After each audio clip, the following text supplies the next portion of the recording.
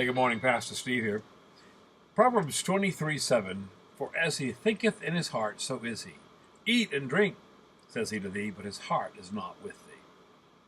It is no accident that what we think determines our direction. Look at what James says, Jesus' brother. He writes about that. He said, let no one say when he is tempted, I'm tempted by God.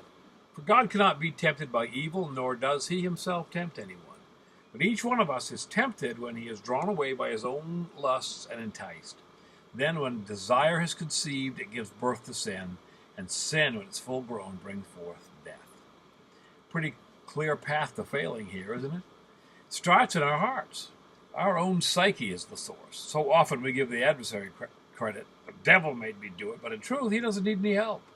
We are quite able to self-destruct on our own.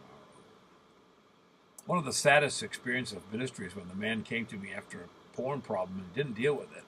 And we tried to help him, but he just didn't deal with it. As a result of long hours at it, he then cheated on his wife. It started in his mind and ended in her bed. But the sad thing were his words to me, if I could only go back before that night. If I could only go back to the night before.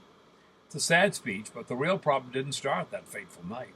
It started when he began to let his mind give assent to wrong thoughts and evil desires.